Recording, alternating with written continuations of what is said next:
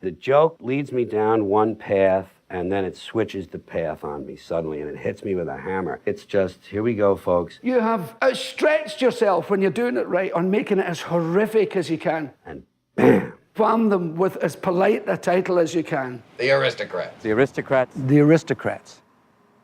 What? I've heard the joke, but I don't remember what was so bad. I remember that I fainted.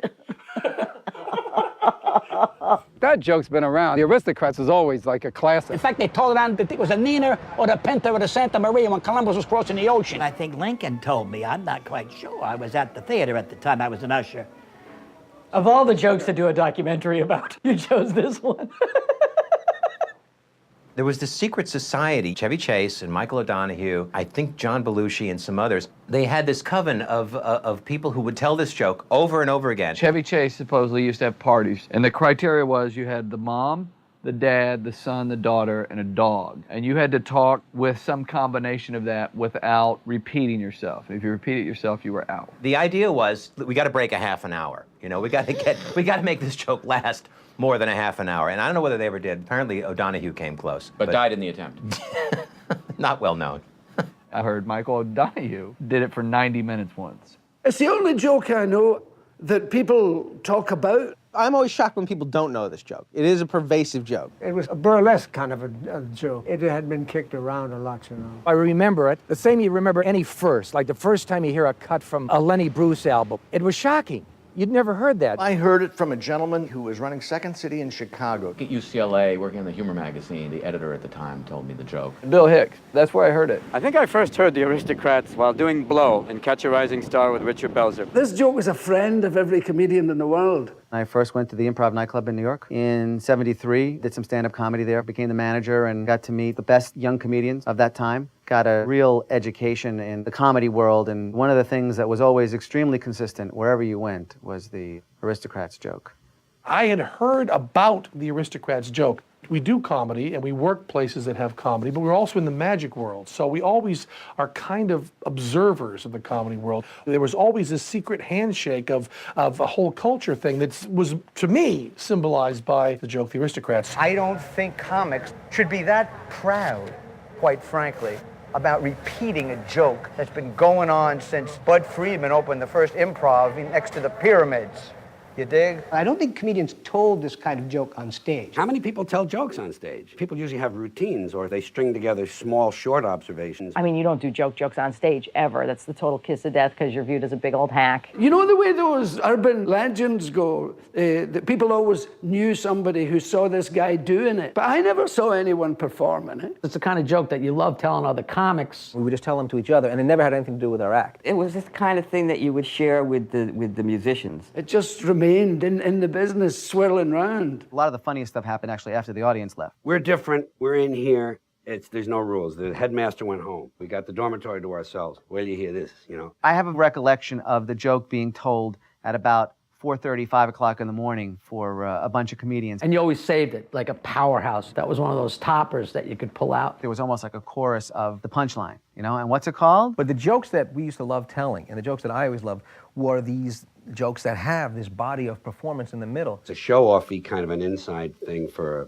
performing comics. Gary Shandling told it to me, I think, is the way I told it word for word to emo, which is probably like playing the telephone game. There's the basic framework, but then every comedian puts his own imprimatur on the joke and really makes it their own. I don't know the standard telling of this joke anymore. It's lost. Well, it's a vaudeville agent. Jay Marshall is the definitive joke teller on that, even though he's not known as a comedian, because he is from the variety arts. Jay Marshall turns out to be the one who tells the Aristocrats joke for the Legman book. It's the last story in the book.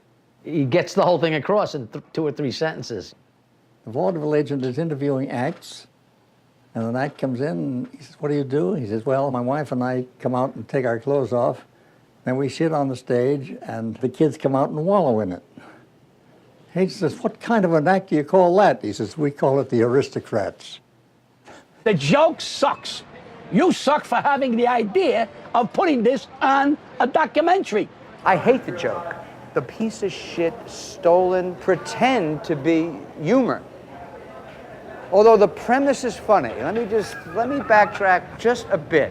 Well, you know, it's a perfectly crafted joke. It's got a 2-word punchline. And since the middle is open, you can do anything with it. It's like a jazz theme. There's the basic melody, but anybody can improvise on it. And I cannot remember, for the life of me, what the details of the act were. I just knew as I was hearing it, you could do what you want with it, as long as you got to the, what do you call the act? The Aristocrats. You just want to shock the people so that when you come back, the juxtaposition of what they call themselves becomes the laugh. It's filled with vulgarity. Not kind of vulgar, it's revolting. You're disgusting, and then the punchline. And then the punchline is sort of uplifting. The more vulgar it is, the more ironic becomes the punchline. The more grotesqueries, the better of it. That's the craft of it. The art is how you make that turn. That's the thing you can't bottle, because that's a performance thing. Guy goes in the agent's office, and he says, I got an act for you.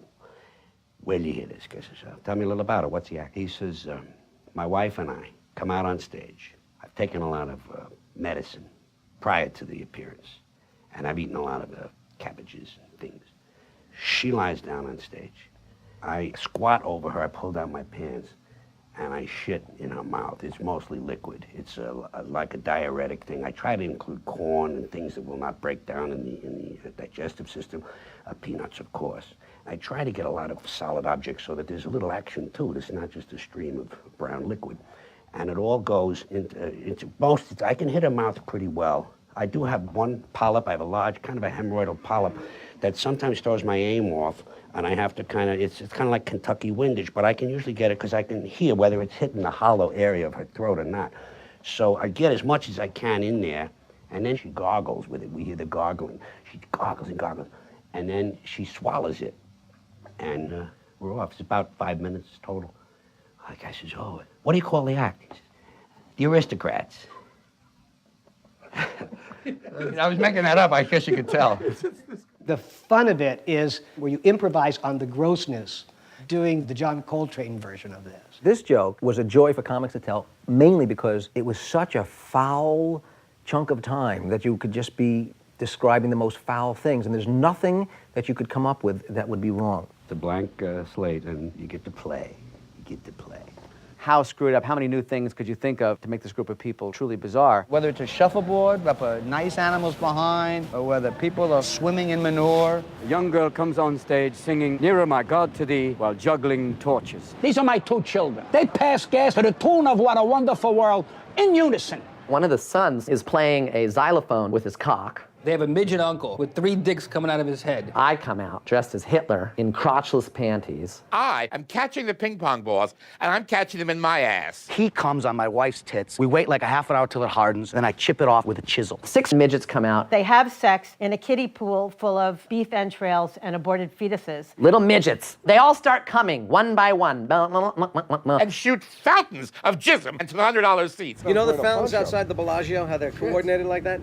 That was exactly what these guys pulled off. My grandmother on the stage has an abortion, gives birth to a 3-pound Shetland pony. The kids are Siamese twins attached at the ass. My grandfather is the jockey, comes in third and paid $2.80. The Siamese twins give each other reach-arounds and jerk each other off. But I don't know whether the object is to be as offensive as possible or whether to use it judiciously in the right places as a build-up to the punchline. I always like to explain how to tell the joke since you already heard the joke.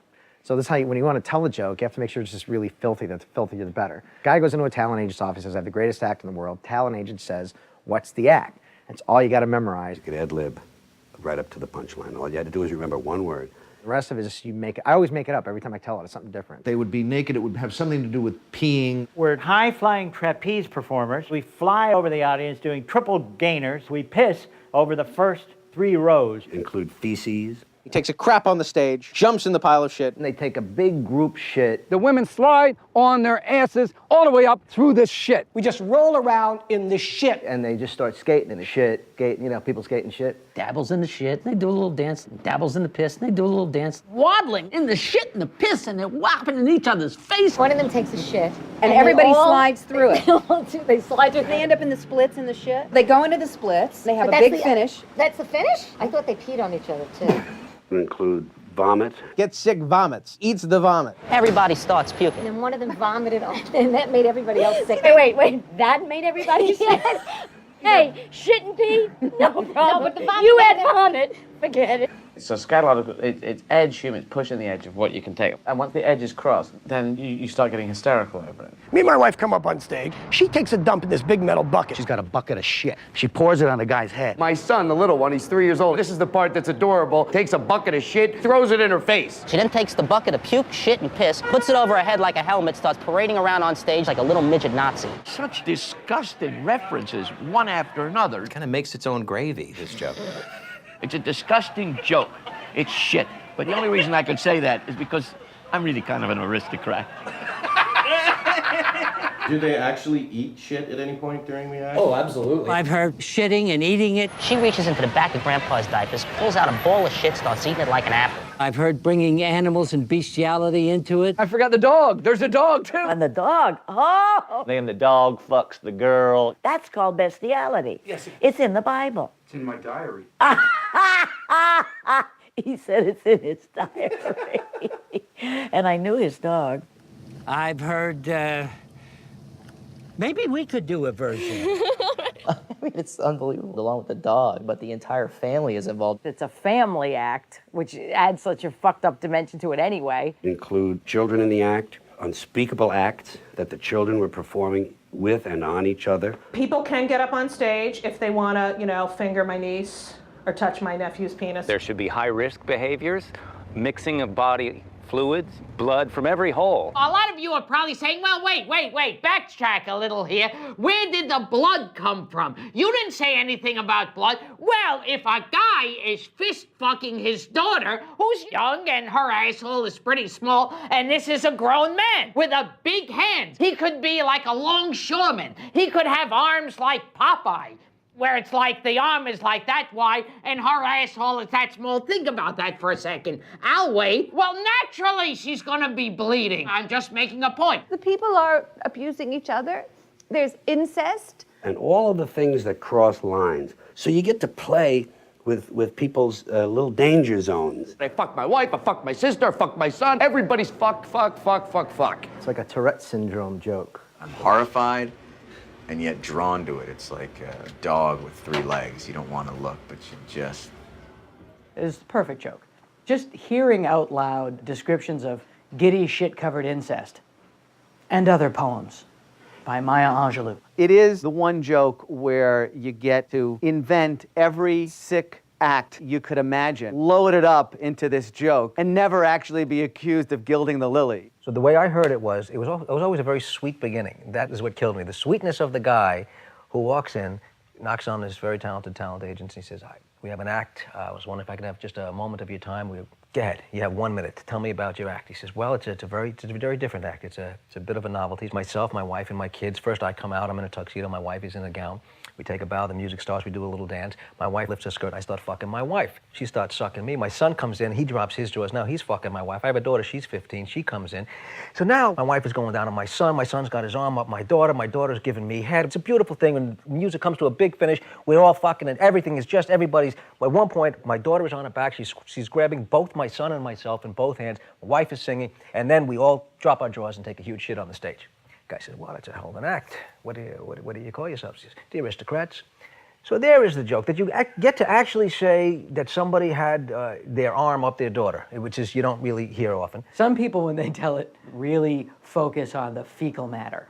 Other people really focus on the incest. And to me, in my own personal life, those two are rarely, if ever, separate. So shock is only one thing that happens. I think it's something that happens along the way. It comes with it. The other thing is the art of the joke. You have to say pee first instead of shit first. Then you go to fuck, or then you go to fuck, and then you go to pee and go to shit. I don't know which. I prefer the pee first. To me, you gotta save the scatological for the end. If you put it in the middle, you have nothing left to close. So it's gotta be fuck, sucking, fuck, and then top of that, took a big shit. You need that separation, I feel. Otherwise, it's chaos. The way I've got it, incest is next to shit eating. Shit eating. Dog fucking. Dog fucking. I'm all about dog fucking. Shit eating, dog fucking, incestuous. Me and my wife go on stage, and we get undressed, and I start nailing my wife. As I'm fucking my wife, she takes a dump in this bucket. My son comes out, he pours kerosene in the bucket, lights it on fire.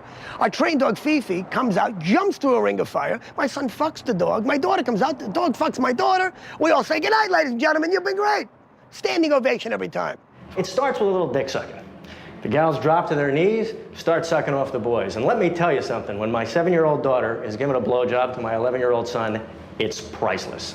Then we move on to the fucking. But we move over one.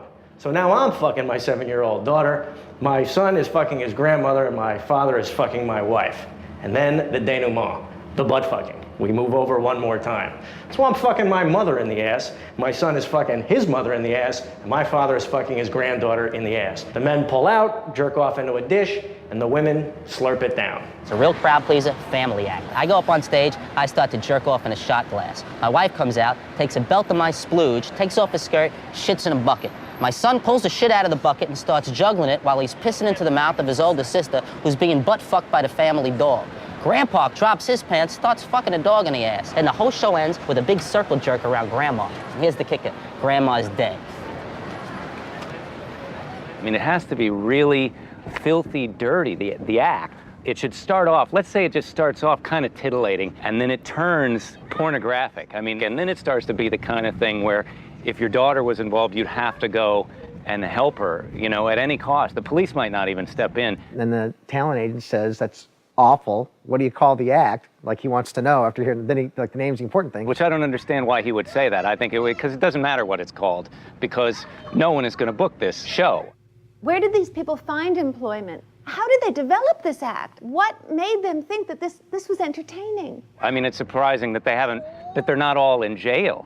I mean, and waiting the death penalty. I mean, I think you can put people to death for what goes on in the best versions of this joke. Because you're probably saying, if you have any sense of human decency, you're saying, well, why didn't he stop them the minute he saw the father unzipping his pants and saying, this is totally wrong? Call the cops. Something horrible's happening. This is a family who are raping their own children and performing bestiality. Why, oh why, is he allowing this to happen? But that's a whole other story. But anyway, he says, what is it called? Because in a joke, that's what happens. People just say, what is it? There's no legal system at all in play in a joke.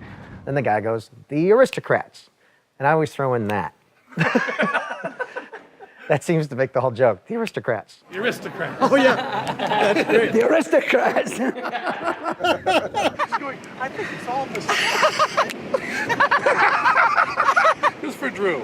Now, how many people do that when they tell it? One. I'm the only one? Yeah. Really? Yeah. Oh, man, I always tell it like that. What do they do that, or? The aristocrats. The aristocrats. The aristocrats. The aristocrats.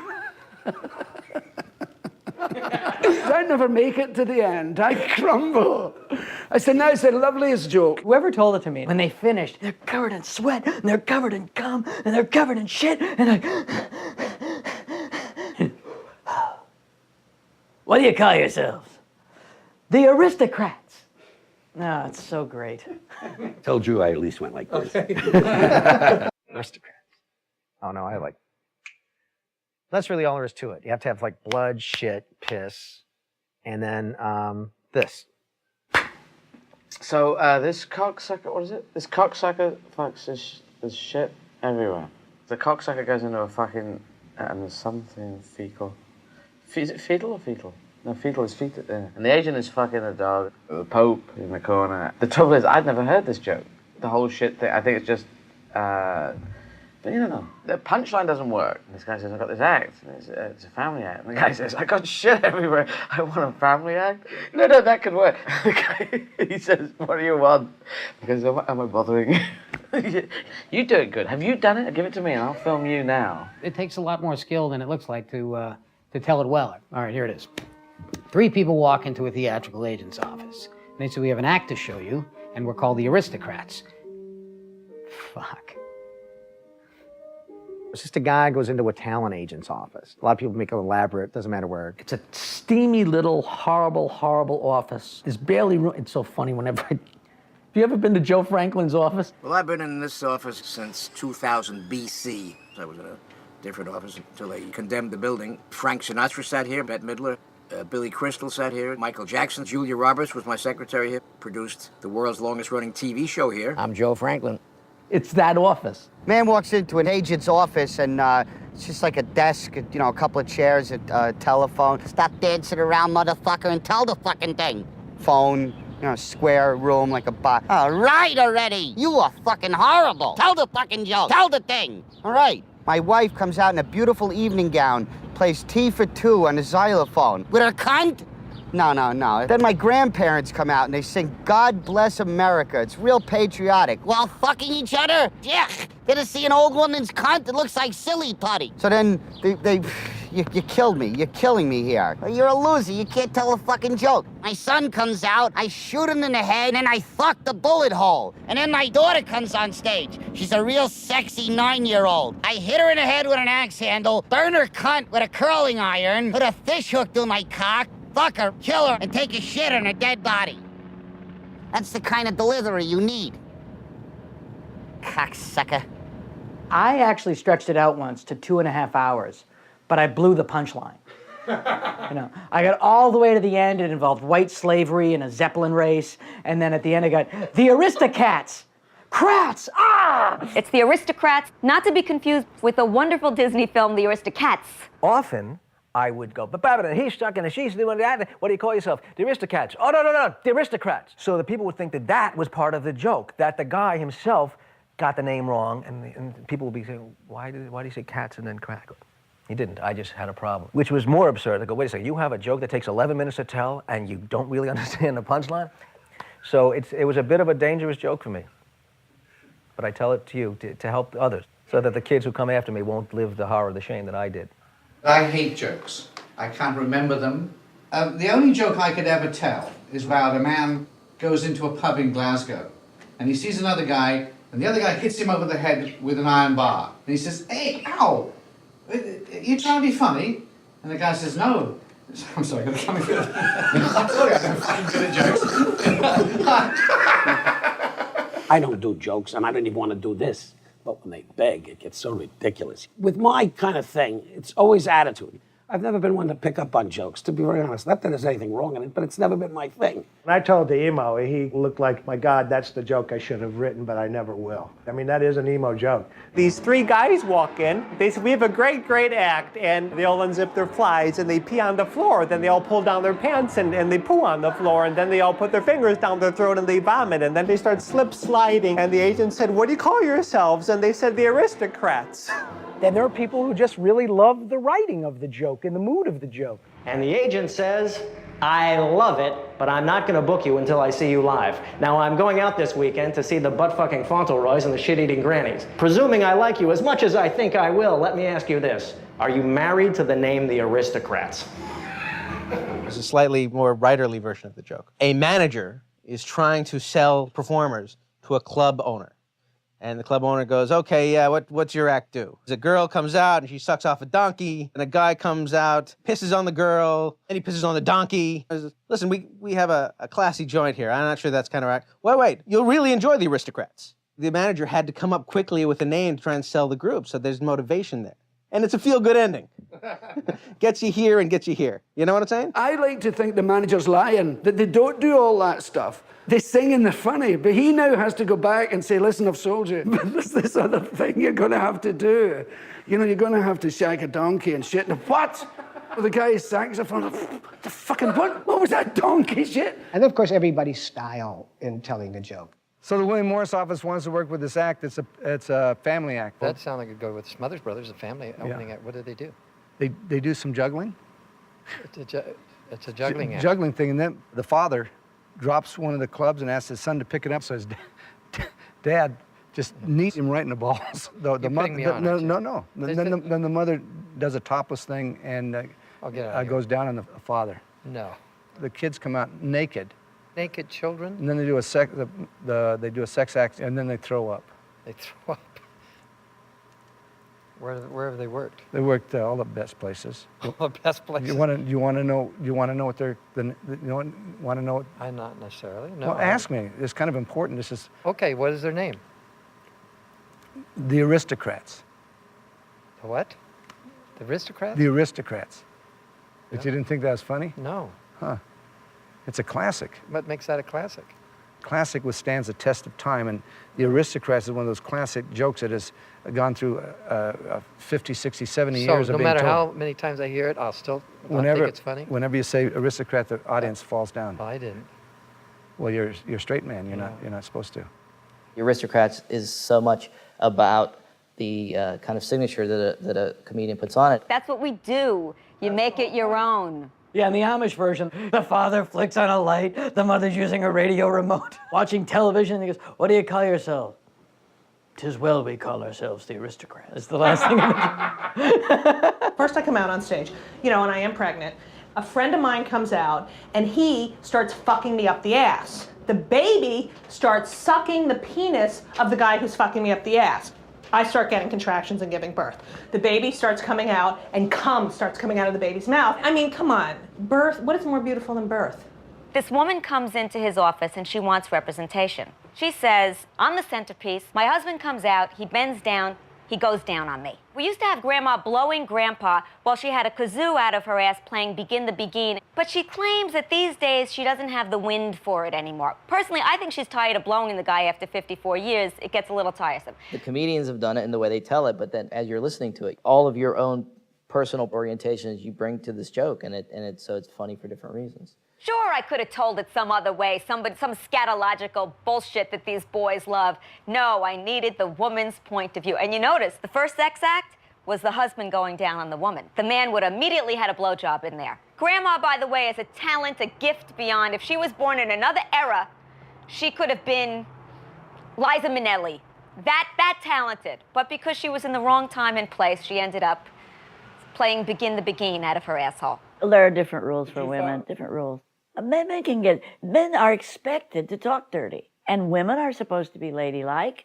They won't take it from Phyllis because that's not Phyllis's demeanor. They'll definitely take it from me because if I don't say cock, they're pissed. Males have a cruder sense of humor. A female wouldn't ever really create that joke. I'm sick of women going, "It's a guy thing." It's a joke. Funny, if funny is a guy thing, you know what? I'll strap it on. Because I go and I do stuff and people say, "Wow, you didn't curse." So, I'm trying not to do that. I'm trying to be genteel and shit. But it doesn't work for me. So when I would tell a joke like this, it would be all about dripping penises and they'd be pulling the foreskins back and making helmets out of them. It'd be a whole thing. Well, why don't you do your version? Well, because you already got versions like that. Oh, I don't think we have Oh, one I like that. bet you do. I bet you do. I know you do.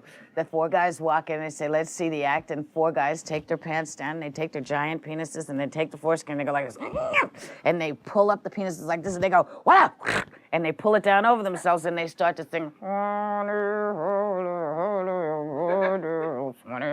"I give the world to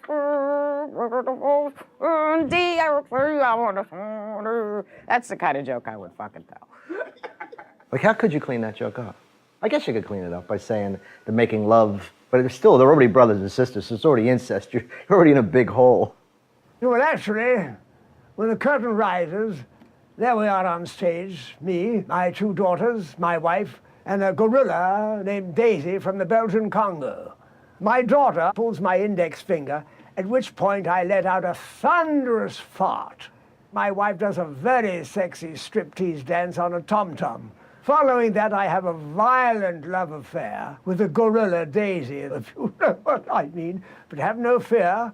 If there are any children, they'll be brought up as Catholics, you see. He was in purple, she was in heliotrope. And they would come in, they had two black satchels. And they said, "We work in one, it's an oleo." And the band would go, dun, dun, dun, dun, dun, dun, dun, dun, dun, dun. And he opens up the black case, and there's a silver hammer. His wife pulls out the chair, and he sits down upon the chair. His wife takes the hammer, and with a great swift movement, bang, hits her husband right in the forehead. He goes ass over tea kettle, back down, over the couch, over the agent's back, and pulls the drapes down. The agent says, "My God, I've never seen anything like that in my life." "Well, thank you very much." And he picks up the hammer, puts it away, and he picks up that case, and he picks up the other one, and they're about to leave. And he says, "Excuse me, just for curiosity, what's in the other case?" And he says, "Tylenol." "And what's the name of your act?" "We call ourselves the Sophisticates."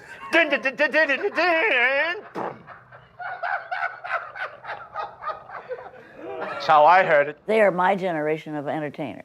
I mean, we were all together at the same time. You had to work clean because there were signs backstage, no dirty material, nothing blue. You got vaudeville and the Chitlin circuit at the same time. Black comic could always be dirty. You couldn't get on TV anytime, so you weren't really worried about who you offended or anything. They could be dirty on stage, it didn't even matter. So a joke where part of the fun is that you're dirty, they can tell them anytime they want. Cocks and cunts, that's where it's at. Seinfeld never cursed, I'm always telling you that. Be like Seinfeld. All right. Did you ever notice when you kick your girlfriend in the cunt, she calls the cops on you? In all of art, it's the singer, not the song. You see that when you hear jazz musicians who play the same song over and over again. You hear one note of Coltrane, you know it's Coltrane. But I never understood it as so clear in comedy. When you hear someone tell the Aristocrats, very clearly it's the singer, not the song. Okay, here's the joke. A guy goes into a talent agent and he says, I just saw the most amazing act. You should hire this act. It's incredible. And the agent says, well, tell me what happens.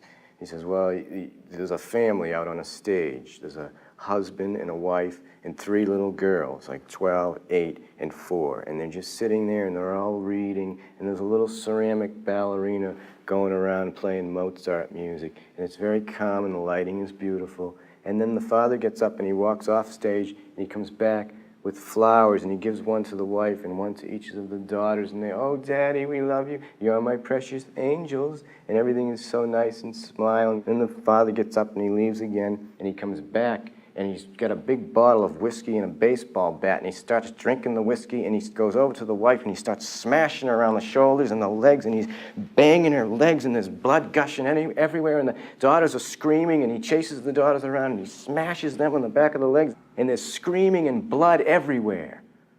And the guy said, that's horrible. The agent said, that's the most horrible thing I've ever heard. What could this thing be called? What is this? What is it? And the guy said, it's called The Aristocrats. And then they just blankly looked at each other for a while, and then the agent said, I'd like to see that, actually. It's this family, the Kavanaughs, Anne and William. They're eating dinner, and they just finish, and their maid comes in, and she clears the plates. And they have 2 children, Betsy and Timmy. And Anne suggests that they all go into the drawing room, where Anne then braids Betsy's beautiful blonde hair. The husband, he plays chess with Timmy, and then the maid comes in with strawberries and whipped cream, and they all eat a nice dessert. And that's the act. What would you call an act like that? The cocksucking motherfuckers.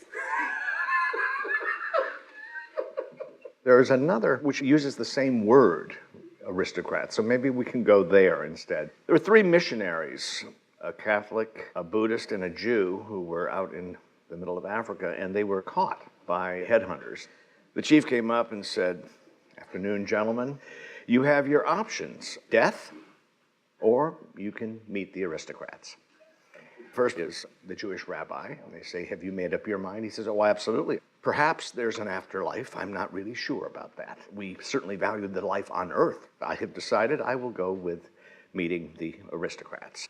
Out come about 14 men wearing just the skimpiest little loincloths, and they ream him in every orifice. They throw his body up, they throw his body down. He is completely covered with Aborigine spermatozoa, and they leave him basically as a floppy little rag doll over in the bushes. Goes up to the Catholic priest. He said, how about you? Still same deal? And he said, yeah, you can either die or deal with the aristocrats. He says, horrible as that is, I am no stranger to certain aspects of it. I do see that the man over there is still breathing, which means I would stay alive to be able to help my parishioners. I will take the aristocrats.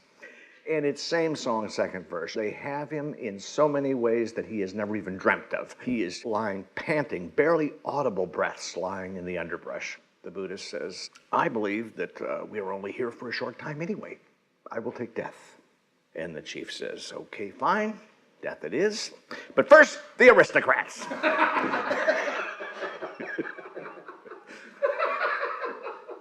So that'll be my aristocrats joke. You got 75 people telling the fucking thing. And this joke is one of those songs, I guess, like Mr. Tambourine Man. You could sing it like Bob Dylan, or you could sing it like the Byrds, or you could sing it rough, or you can make it sweet. There's not that many jokes like this. We were influenced by one of the greatest juggling acts of all time. They'd be completely naked. Now, at this point, he would actually penetrate the other guy. Right. The top guy would actually defecate on the bottom guy. They would actually juggle 6 severed flaming elephant penises.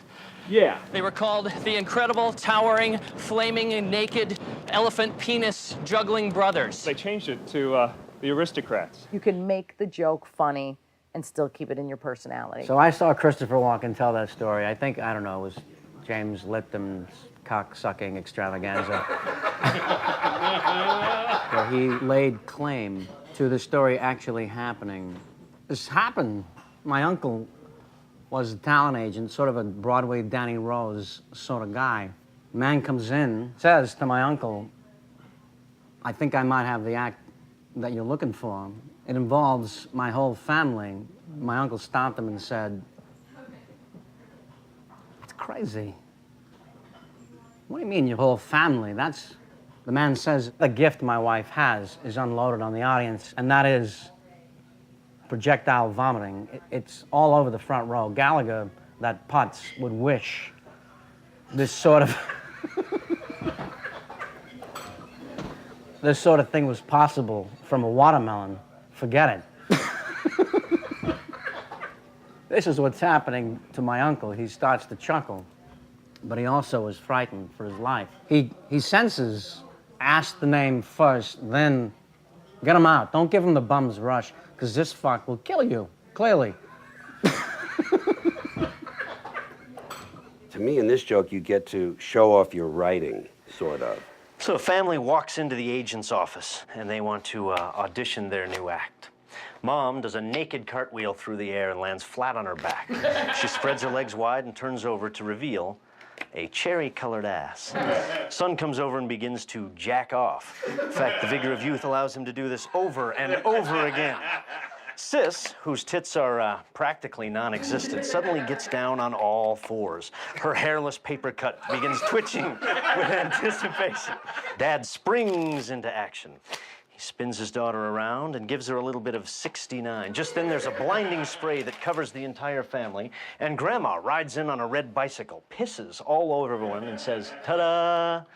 The agent says, that's amazing. What do you call yourselves? And Grandma says, the Aristocrats. We saw the act, and it just dumbstruck Teller, quite literally. And I can go into the whole thing. The father who played the bagpipes out his ass. The mother who did this whole weird thing with menstrual blood, and yeah, beautiful. But the part that killed us the most was this little cute kid. What was he, about 6 or so? And the kid had this enormous cock. It was the size of, you know, like the size of a bottle like that, and started jerking and jerking and jerking and jerking. And it just, he got to the final end, he would just jerk, and the kid had the whole head of his cock blew off. And we said, oh, fabulous, fabulous. Teller couldn't talk any longer. He was just shocked, dumbstruck. Just never spoke again. And the kid was also dumbstruck. He also had the head of his cock blown off. If telling a joke in your own words and creating your own setup, if that can be personalized, then that's a form of writing. First I come in there and I start get loosened up a little bit.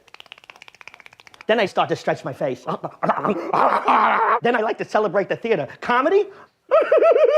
Tragedy. And then Uncle Louie comes in. And then Cousin Eddie, he just came back from Russia with the army.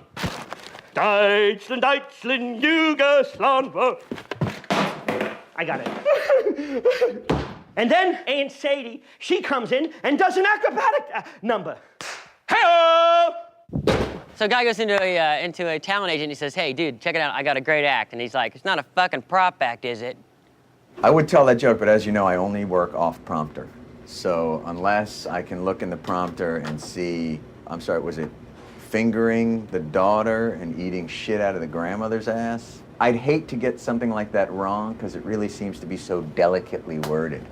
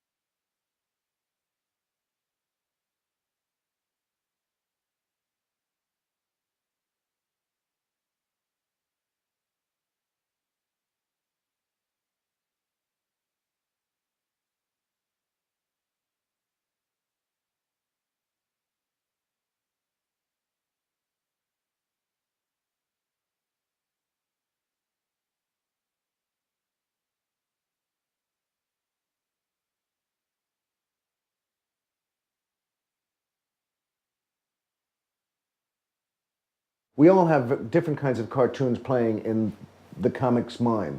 Murray the agent barges into Stan the variety booker's office. Stan goes, no, you don't. You always bring me the worst acts in the universe. This one is completely different, Stan. It's a family act. First, the father comes out. Naked as the day he was born, and he sets up a ladder. Then Mom comes out, and she looks fantastic for her age. She climbs halfway up the ladder, naked as the day she was born. Then Junior steps out, a strapping young lad, naked as the day he was born, and he climbs all the way to the top of the ladder. Dad lights a cigar, gets it smoking real good, sticks it in Mom's ass, she blows a smoke ring out of her twat, and the son dives through it. Everybody loves this in the circus where they fit a bunch of clowns into a car and they all come out in the audience. You see the kids' eyes just open up with awe. It's just the most amazing thing. It's like that, except we all fit into this woman's cunt. She rides around a little ring on a bicycle, and when she stops, we all pop out of her cunt and spit cunt juice at the audience, which gets them involved. They get a little wet. It's like kind of a Gallagher thing. But sometimes there's mucus and little cunt loogies, and we can make little animals and things like that and out of the cunt snot, and we give those to the kids. It's terrific. There'd be others, but with more irony or slightly more sarcasm, a wry sense of looking at the world. The guy goes in to get an agent. Agent says, "What do you guys do?" Says, "You know, my wife and I." Have you heard this one? It wouldn't be The Onion if we didn't have Jesus in it. I mean, we have to have the grandfather fucking Jesus in the ass. You know what's something that is offensive now? Gay bashing. But if it's gay bashing, then we can't have any gay sex in the act. Enjoying gay sex has never deterred anyone from bashing gays. I mean, I think they could do both. I think they could sodomize Jesus up the ass and still accuse him And say, this is because you're a faggot. You probably like this, faggot. There are guys who are made to tell this joke. Some people think I have a reputation of being a dirty comedian, and I don't really want to expose that anywhere, because I think I'm really a family kind of oriented guy. Which brings me to this joke. Oh, Saget. Now there is a man who walks around telling the aristocrat joke in life. That's my friend Paul, and right now I'm looking at his dinger. He's got a very huge wiener. It's about that big. I believe that's Shamling's joke, I'm pretty sure. When you lift something, it better be a cock. I'm sorry. Once for Hanukkah, he gave me some slim Tampax. He said, leave them out so guys will think you're really tight. Here we go. This family, mother, father, and 4 kids. Doesn't matter if they're boys or girls. And they're going to be used anyway as just nothing more than a hole, is what this joke's about anyway. It's about using your kid, you know, they have a paper route to go to school, and then you fuck them. No, that's... His aim is to get as many disgusting thoughts into sentences as possible. And the agent goes, well, what do you people do? Father's like, watch us. He takes his wife's bra and he rips off her underwear and he takes some of her pubes with it. It's horrible, and there's a little bit of blood starts dripping down her leg. So he just pulls out the tampon and throws it at the window, and it sticks. They go down on each other in all different configurations. It's 69, it's 29 because the kids are young, it's 9. The father bends his kid over on the guy's desk and he's like taking him from behind, which isn't right. I just want to say right now, if any of you people are doing this that are watching this, if you're having sex with your family, I don't condone it. I think it's wrong. I'd like to do a lot of PSAs to support, do not fuck your family. So they're all fucking each other, right? All of a sudden, the kid can't take it. Diarrhea starts squirting out of his ass. It's like a hemorrhaging shit ass. The kid starts spinning in a circle because he can't control it. It's kind of like Curly and the Stooges. Mo, Larry, the Cheesies. The projectile shit is just flying at him. It's going all over the room. It's like spin art. Well, you don't know whether to shit or puke in this room. That's how... What the fuck am I doing? Then, wait, there's more. You get to be a comic for comics. This is fun. So then they start singing Make 'Em Laugh. And be a clown. The father's hemorrhoid pops, right? So he grabs it out, puts it on the end of his nose like a clown, like Emmett Kelly, except he's covered in shit. Then they all start making out. You know, they're making, because all kidding aside, by the way, this would be a good time right now to take your pants off and get some lotion. Because that's what happens next with this family. They just start jacking and... Can I get a copy of this? I'd like to send it to the kids on the show Full House, if I could. It was just an opportunity to be vile for no reason at all. So I used to love it. Father can't help himself, hauls back, smacks his wife right in the mouth, knocks all of her teeth out, sticks his fist, accidentally, mind you, down her toothless throat. Unbelievable. He actually fists her neck. I love the idea of floating right past that as if this is the most normal And the thing you're most used to doing, I come inside my daughter's asshole, and then my wife felches it. I'm not sure if you're familiar with felching. Felching is where you fuck someone in the ass and then you suck the cum out. Tasty. Jizz straight, it's good, but if it has that little taste of shit, we also have the dirty Sanchez. That's where you fuck someone in the ass, then you pull it out and then you give the girl a mustache with the shit that's on your dick. Mexican mustache, and ding, ding. Then there's the strawberry shortcake. He jerks off on her face and punches her in the nose. She's bleeding and there's white and a rusty trombone, obviously, you know. Come on, the rusty trombone, people have heard of. You know, you spread a man's asshole and then there's the rusty hole. And I lick his ass while I reach around and jerk him off. And that's how you... And then there's space docking where you take a shit in a girl's pussy. I don't think anyone's ever done that. I would make sure that I was treating those things as, and then he took out the carburetor and he began to take the carburetor part and the intake. I'm fucking my daughter, you have to understand, while she is knobbing my son. And he's not trying to be foul. And he genuinely believed it's really quite novel what we do, and you'd be crazy not to hire us. And make it as matter of fact as possible. That's the joy for me of saying something that violates someone's boundaries. The mother clips all the nails off of one of her hands, puts it up her daughter, and starts working her like a puppet. The father's got smelling salts that he's been giving to his kids keep passing out, you know, the fact that their heads are bleeding and they've been anally raped in front of an agent yet. The mother had a big boil on her back. That popped. You always want to make sure that you haven't left anything out because you know that there's always the chance to be topped. He takes out his penis and he goes over to the agent's desk. He starts slamming his dick in the drawer, just flattens it right out like a bookmark, and then just starts smacking his kids with it, flicks them like a wet towel at the gym. And he knocks one of his kids right in the eye, and the kid's eye pops out. Well, he looks at that as an opportunity, mind you. Just trying to go further than anyone had ever gone before. Just puts his flat wiener right in that eye socket, gets caught on the back of his retina. And he starts trying to get him off of him, and he's cockeyed. No, okay. So all this is going on. Oh, you know what? I gotta go on. I'm sorry, I got people to entertain. Excuse me. What is so unique about this joke is that it's so absurdly front-loaded that it's almost the opposite of a joke. Steam is built up in the setup. There's something very satisfying in that structure itself of momentum, and punchline, by the way, means nothing. There's something very satisfying in that. But it is the kind of joke that, you know, if you spent this much time on a setup and then the punchline was Aristocrats or anything, most people are going to go, huh. He says, the aristocrats. Oh, Yeah, have some money. The punchline is almost intentionally not lame, but weaker than you might have expected it to be. But the journey is so much fun that you just don't care. I'm not even sure what this means, by the way.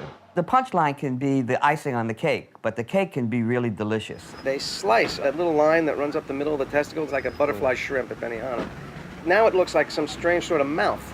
So they have ventriloquist nutsacks. And then they brought some children out on stage. That was sweet. One guy lays down with, you know, he's got a rod the size of my arm and balance the kid up his ass on the guy's rod. Then they jerk the kid off, they get the kid hard. Now they put another naked kid, his ass on that. They're building like a tower. It's something you gotta see. It's phenomenal. By spinning each kid in a different direction, you get this kind of thing. It was actually lovely and it had great lighting. There are people who tell it, who tummel and make it great and make the act more interesting and fabulous. And then the animal part came on. And I'm trying to remember everything I saw. Donkey, llama, camel. Something that looked like a bison. I'm guessing, I've never seen a bison.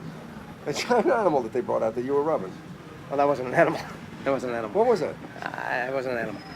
We're so conditioned now to sitcom humor where it's set up, punchline. They think they're missing it. They don't understand that the journey is the fun. What intrigues me is how in America you can laugh at something like Aristocrats, because you don't have Aristocrats. Why does that work in America? That much foul filth needs a word like aristocrat. It almost sounds quaint that you can put a cute cap on something that rancid, that it's just as ugly as you can be, and it's like, the aristocrats, a form of society that doesn't even exist. I'm not gonna lie, the first time I heard it, I said, "What's an aristocrat?" And I had no idea. Just this odd word, but it's the only word that would satisfy that hunk of filth. Now, I have heard the twist of calling them the sophisticates. Also worked. Actually, maybe even a little better. Maybe a little better even. That's nice, the sophisticates. I personally think it's a much better joke as the sophisticates. Oh, we're sophisticates. Just the goofiness of a person turning the joke upon themselves. Whereas aristocrats are seldom self-appointed. Therefore, The joke is satire. That's a political statement. You know what would be great is just to add to this list of shit eating and everything else is just add Republican. And the Democrats, too. It's not about Democrats and Republicans. Because of the language and the images, that gives it a political slant. I don't think the original intent was to do anything but tell a wild joke. There's no act in England that an aristocrat wouldn't do. It doesn't involve shagging animals or fist-fucking cows or anything. This was the evening of Monty Python and the Holy Grail. As you can see, there's our friend Eric Idle, George Harrison, and Terry Gilliam. We were, just telling jokes, and George said, instead of aristocrat or sophisticates, we used royalty, which is an even funnier joke. An English one, apparently there's debonaires, but that doesn't really grab me. When I had it was the debonaires, which I think is even funnier.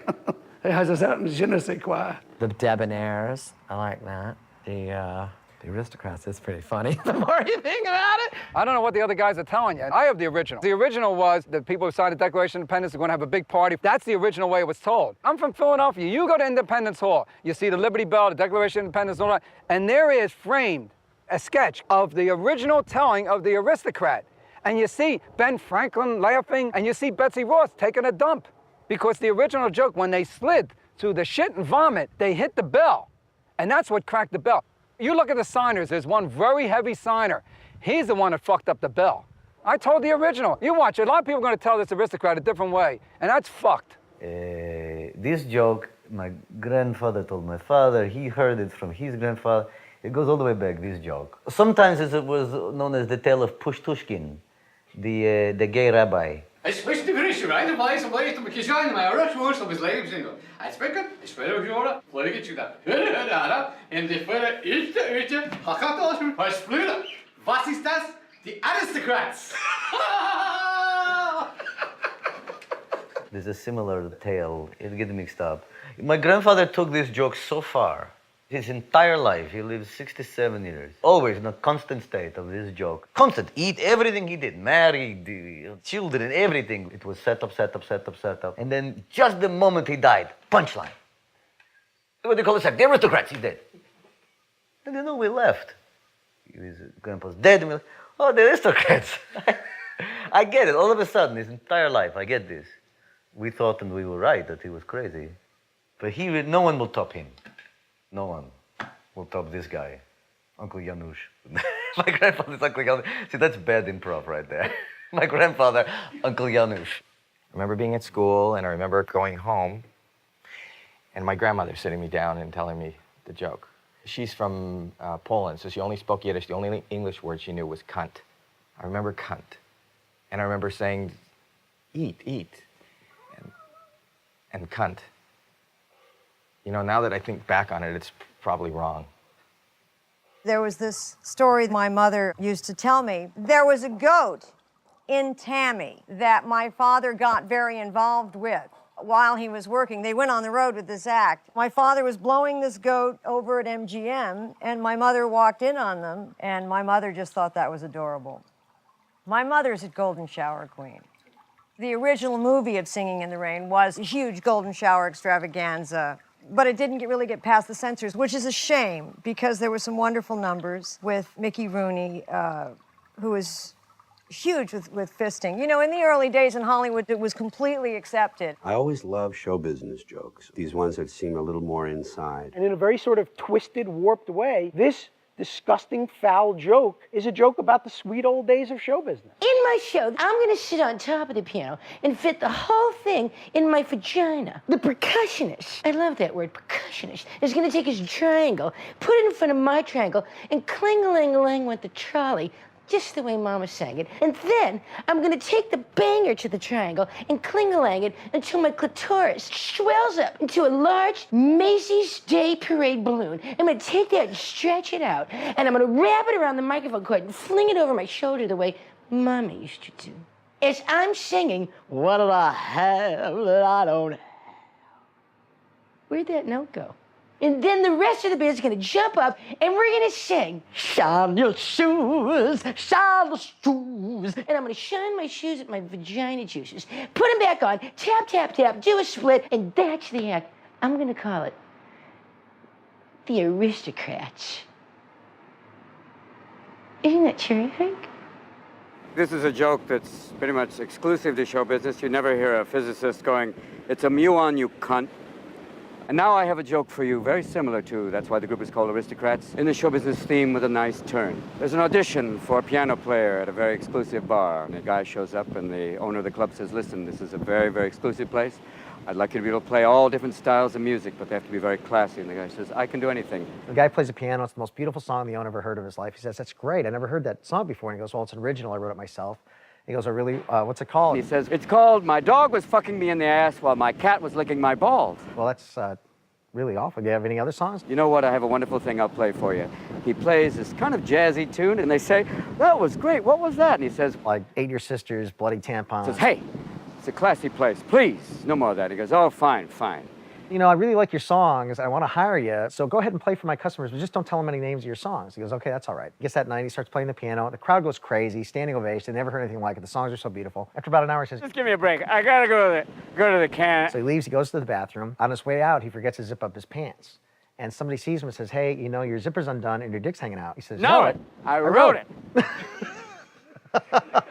That's what a group of entertainers have in common. They understand that they've seen shitty acts. The worst bar band in Shittsville, Ohio, always have a glorious name, like the Incredible Diamond-Studded Reefer Tone. It's done in every aspect of life. You know, you'll see a little rundown, greasy spoon diner calling itself the Gourmet Corner. Besides from the humor of the joke, there's a sadness that these people had no self-realization that what their act was would get them absolutely no place. Yet they call themselves the Aristocrats because they're clinging to the very last vestige of respectability. Absolutely no class, absolutely horrible, but they are in show business and they are aristocrats. I don't put the Aristocrats on my resume anymore, you know?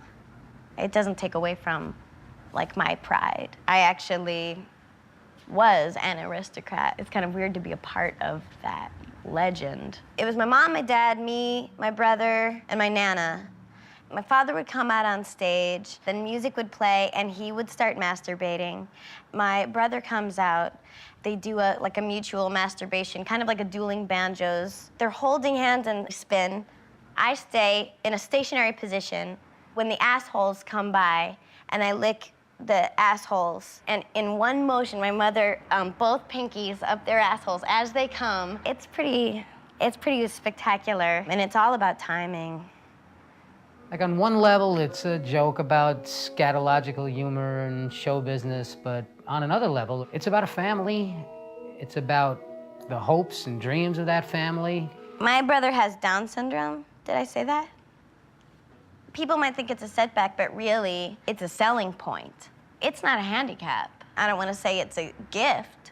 When we think of it as a gift just in terms of ticket sales, but I mean, we think of it as showing the other beauties that God creates, like the ones with the bigger foreheads and the lower eyelids. They ever ask you to be on The Tonight Show?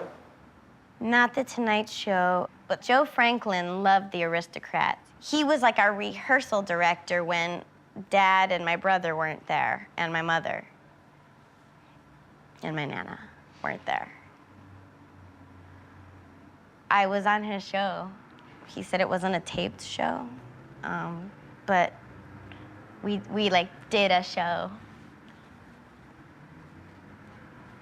Like in his apartment? Yeah, it was his office, but he had a bed in it, like a couch that he called Uncle Joe's bed for little people, because a couch is like a bed for little people, you know?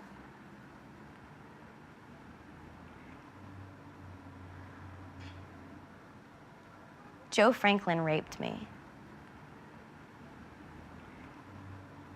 Comedians often feel like I am this weird, twisted, strange person somewhere near the outer reaches of the bell curve, trying somehow to package this in a way that confers upon me some kind of dignity and respect. Maybe that's the reason that this joke is so appealing. I've played by their rules for a really long time. I don't want to do it anymore. I mean, what are they going to do? Like prevent me from doing a show with the Olsen twins?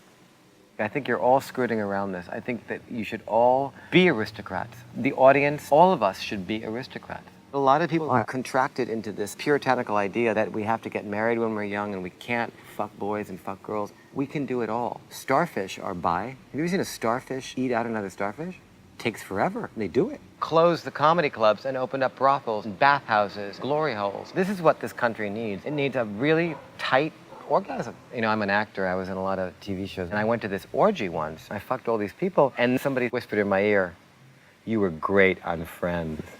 But, you know, you're not going to have Mary Hart talk about that with me.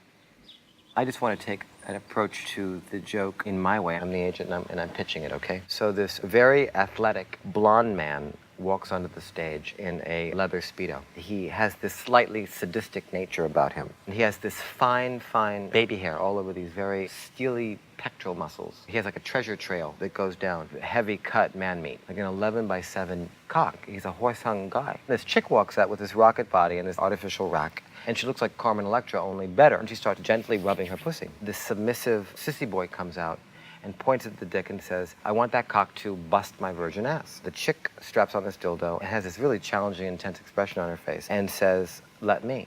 She starts rubbing him in a very spiritually centered way. Little sissy boy is obviously demanding pussy bottom. He tilts his ass up gently. She starts eating his ass, giving him this rim job royale, as they would say in Pulp Fiction. The big horse-hung dick is now going in the pussy boy's mouth. It's getting face fucked. The girl takes this cock and slides it in her pussy, but and this is going to be in the program, like liner notes, that the girl has trained in that fine geisha way where the pussy would contract to make your vagina pull up on that cock. When you are shooting, it is like yanking it. I don't know if anyone's ever had that happen, but it's wild. And she is taking like a huge fucking horse load. And it's called the Massagocrats. This joke holds a mirror up to itself. The people who say the joke must contain shit, don't invite them into your home. The people who say it must involve bestiality, don't let them near your dog. This tells you a lot about a person, this joke. It's where your darkest place can go, you know. In a way, this joke really isn't all that relevant. Standards of offensive change over time. As a matter of fact, it's quite a tame joke now. There's something quite charming about it, which is weird, isn't it? I have got the perfect family act. He goes, "Go ahead, tell me." He goes, "My wife and I go out, we sing and dance, we fuck each other. The kids come out, they sing and dance, we fuck the kids fuck each other. Dog comes out, he shits, he pisses on all of us. He looks it up, jumps through a hoop." Guy says, "What do you call the act?" He goes, "The Aristocrats." Agent goes, "I already have an act like that."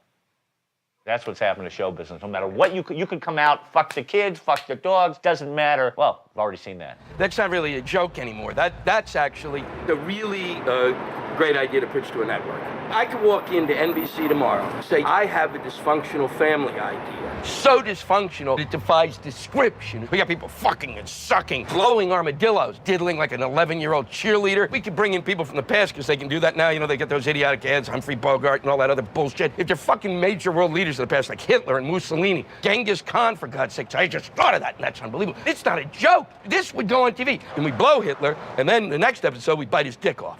See what happens to Hitler's dick. They'll be turning it on. Phenomenal. It's a family act, but it's a twist because they're retarded. And what they do is they get on a pile of dead nuns and they fuck each other, and then they have a big closing where they fist fuck an autistic preteen. And the agent says, "Well, what do you call them?" And he says, "The Osbournes." A lot of what is already on TV now, they would have the dog fucking and the shit eating on, you know, Friends. on not on Friends, but on South Park. You guys want to hear a funny joke my grandpa told me? No? Okay, so this family walks into a talent agency. It's a mother, father, their son and daughter, and a little baby. The father says, "Sir, our family has an amazing act." And the talent agent says, "Sorry, we don't sign family acts, they're too cutesy." But then the mother goes, "Please, sir, if you just give us 2 minutes, we know you'll like our act." So the talent agent says, "All right, you've got 2 minutes." The family jumps right into it. Thrilling circus music starts to play as the father spins his daughter around, bends her over, lifts up her skirt, and starts licking her asshole. What? Then the son lays down on the floor and opens his mouth, and the mother squats down over his face and starts shitting all over him. Dude! Hold on. The father grabs the baby, takes off his diaper, and starts sucking his cock, right? While the son, still with his mother's shit in his mouth, goes over and licks the baby's tiny little balls. Dude. Hold on, cop. Then the father and son take the baby and start stuffing it head first back into the mother's vagina. Dude, just stop. Hold on, cop. They get the baby halfway in so that just his legs are sticking out, all kicking and flailing around. The son takes the mother's shit out of his mouth and starts rubbing it all over everyone, while the father sticks his cock in the baby's asshole and fucks it while it's still inside the mother, until he comes all over the baby, the wife, and the son, and the daughter. Cartman, I don't want to... Cop! Will you hold on, please? Then the father gets up and says, and now for our impersonation of the victims of 9/11. And the whole family starts running around the room covered with shit and piss and cum going, ah, the building's coming down, help! And the family runs back to the center of the room and goes, ta-da! And the talent agent, he just sits there. And finally he says, Jesus, that's a hell of an act. What do you call it? And the father says, The Aristocrats. I don't get it. Neither do I. It doesn't count as transgressive. Well, we're anymore. reinventing the joke for new generations by putting in stuff that's offensive now. Now the world has changed, you know. Shockability has gone to a whole other level. You can say nigga, nigga, nigga, spit, dick, cunt. You can say all of that. People go, oh. When you're among comedians, you really have to push the envelope. A comedian telling it to comedians, he'd probably do a filthier, disgusting version of it for his peers than he would for maybe his friends at the bar from the old neighborhood. It's like you're performing in front of your family, yet there's no holds barred. And there's a level of appreciation that's going to sort of go along with it. I dare you, Provenza, to tell that joke on stage in front of anyone. If you can make an audience laugh at that, you are God. I'm a writer at the New York Observer. For the last 5 years, I've been covering the Friars Roast, and this year I wrote about Gilbert Gottfried's take on the Aristocrats. Gilbert Gottfried did it at the Hugh Hefner roast. It was the funniest fucking joke ever. This roast was happening not even 3 weeks after September 11th, so there was a big discussion about what was right in terms of taste. There hadn't been any comedy in New York.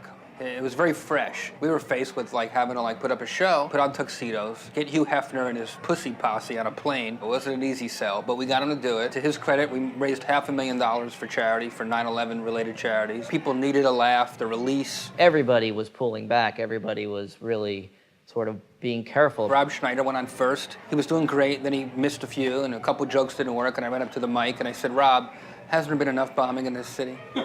And here comes Gilbert, and he just went for broke. It was, it was unbelievable. Gilbert Gottfried took the mic, took the room over. He said he was trying to get a direct flight to Los Angeles. He was nervous because his plane had a connection on the way home at the Empire State Building.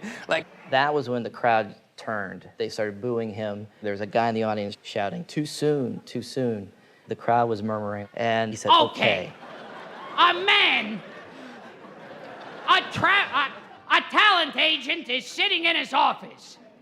A family walks in, man, woman, their 2 kids, and their little dog. That talent agent goes, what kind of an act do you do? It was like he had made this conscious decision, okay, I can't push the envelope of taste in terms of what happened in September, so I'm going to push it in a completely different direction. It was arguably the dirtiest roast the Friars had ever done. The father starts fucking his wife. The wife starts jerking off the son. The son starts going down on the sister. The sister starts fingering the dog's asshole. Just grabbed him by the throat. He just attacked.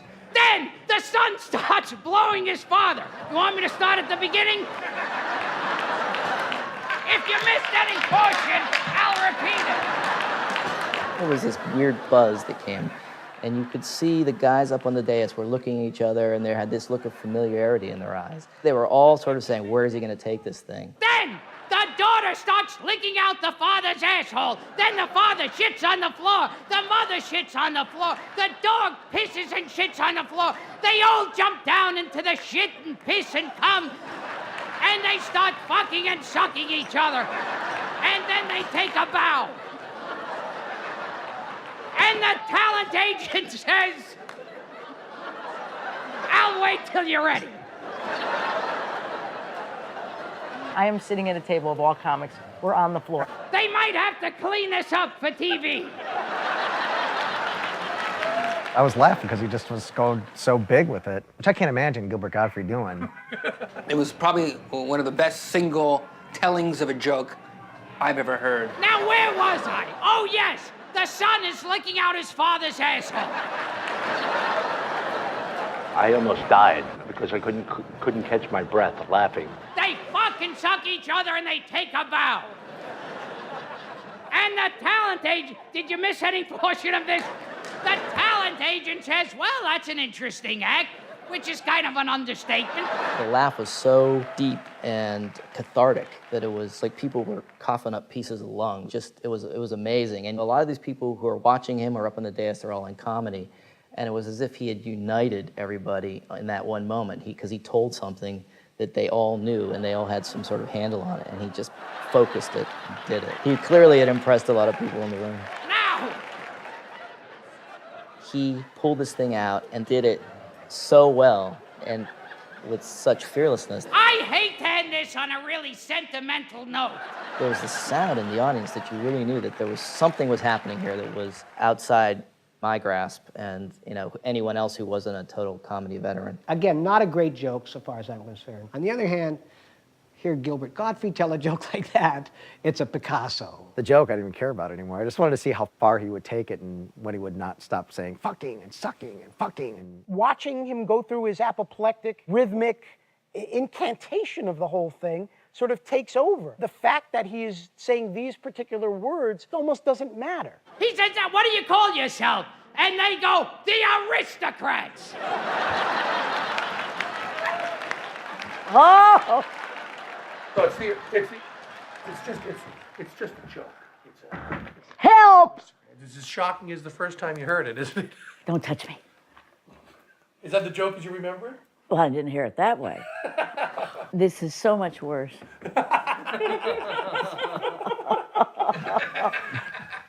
I'm already feeling like I didn't do it justice. I had fucking the daughter in there, but I didn't color it in with colorful adjectives. And I'm like Popeye. I didn't realize the bill that I was on.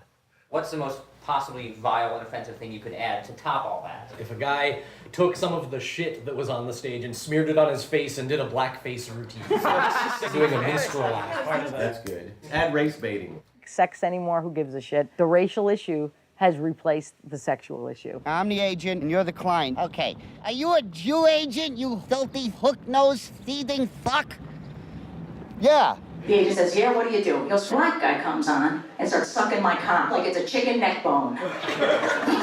This Indian comes on, you know, Slurpee Indian, not Casino Indian. Sprinkles curry on everybody and starts stinking up the place.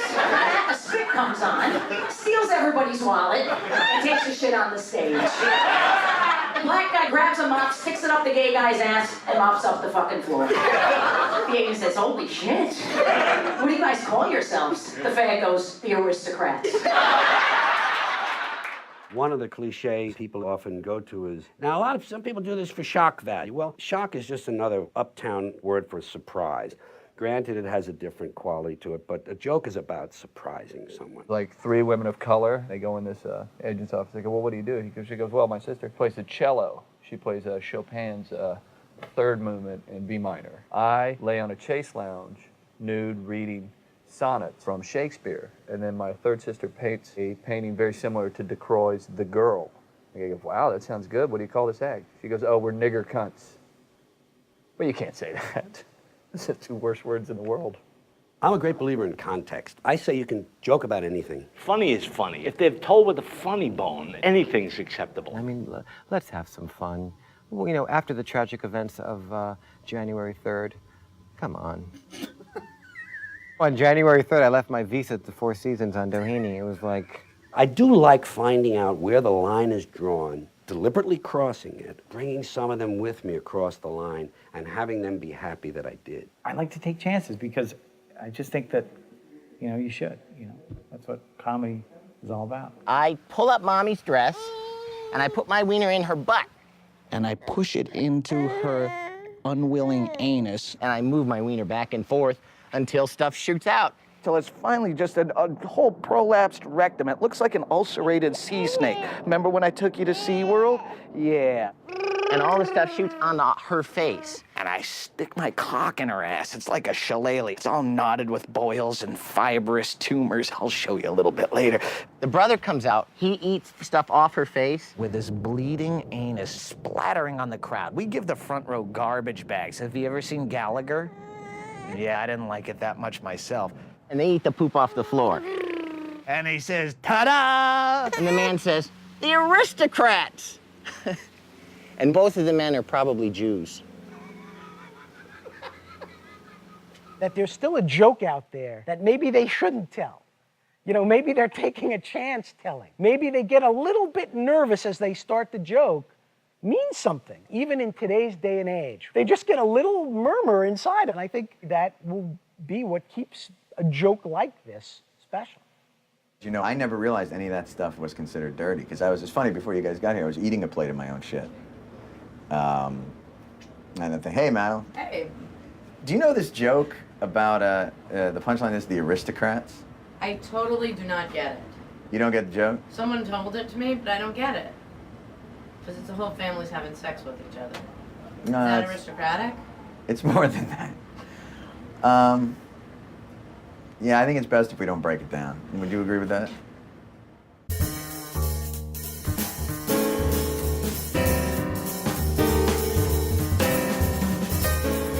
No, I don't want to tell the joke. You guys have had way too many great people telling this joke.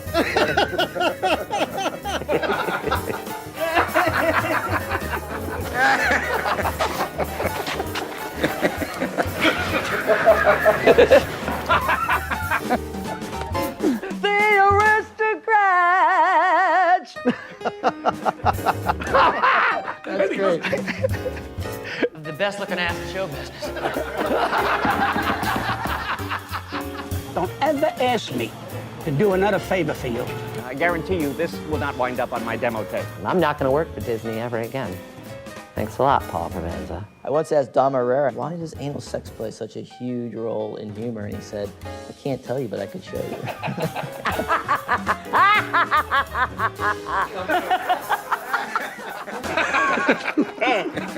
Sarah Silverman is a young lady to watch. I'll keep an eye on her. Well, you've never met her? No. Does everyone do it? Does everyone do this or no? A lot of people do. All right, fuck shit cunt.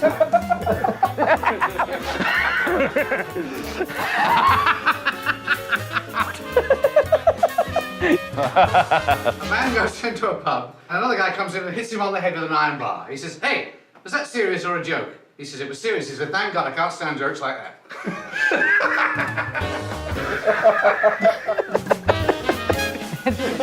Is any of this funny? Don't pan to them. Stay on me. Don't look at them. There's going to be problems. Got it. Okay.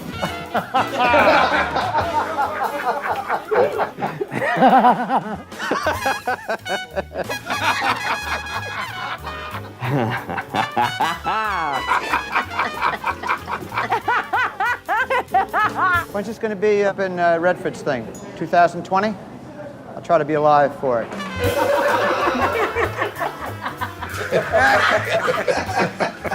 It's not often that you talk about cunts for 10 minutes and somebody behind the camera goes, perfect. That's exactly what we need. The guy sees two priests having supper together, and he said, I didn't know whether to send them a bottle of wine or a Cub Scout.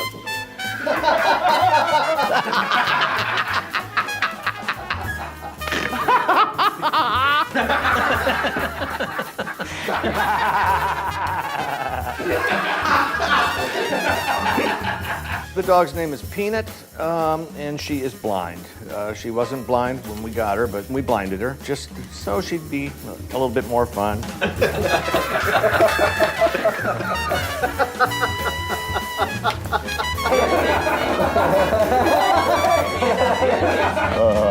That's good. Come on, that's good.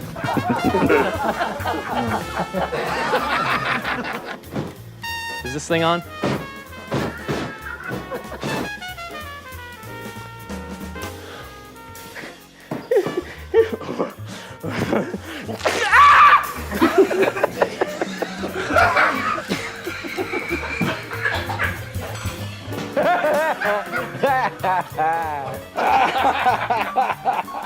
To the other comedians that did this, I don't know what you're getting, but they refuse to pay me, and I'm really steamed.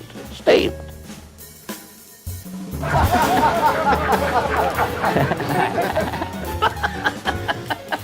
And the agent says,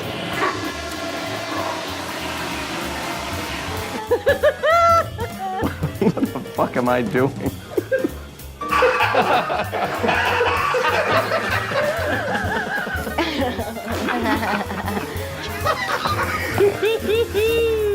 Do other people get laughs out of this? I think so.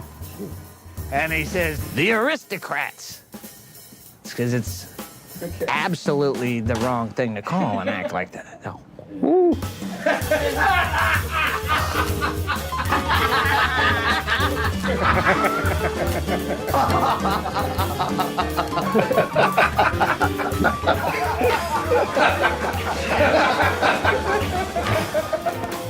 Is it on? You're not taping yet, really, are you? Goodbye. Where's our mic? Shit, I forgot we had the mic.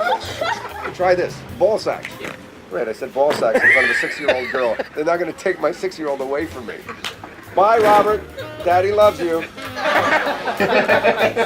I often sit here in my garden, gazing into my Victorian reflecting ball, and, darling, would you get me a cup of tea? Get it yourself. I just want to thank you. It's so nice to be part of this extraordinary experience. A rabbi walks into a bar with a frog on his shoulder. Bartender says, "Hey, where'd you get that?" And the frog says, "Brooklyn. There's hundreds of them." Good luck. I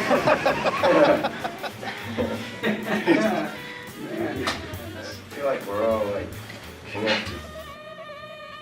And now, the world's oldest living vaudevillian with the original Aristocrats joke.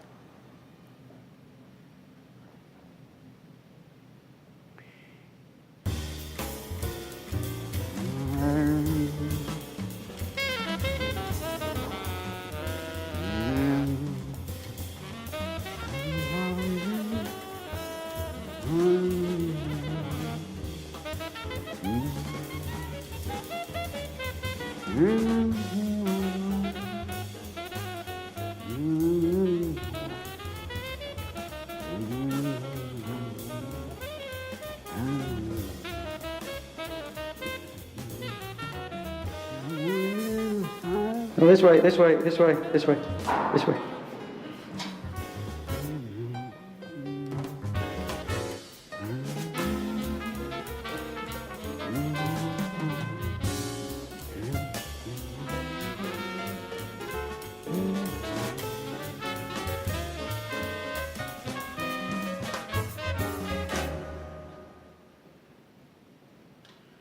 There are these two mountain goats, and they...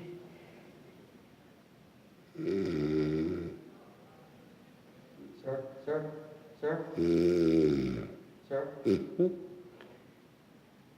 Thank you. Oh.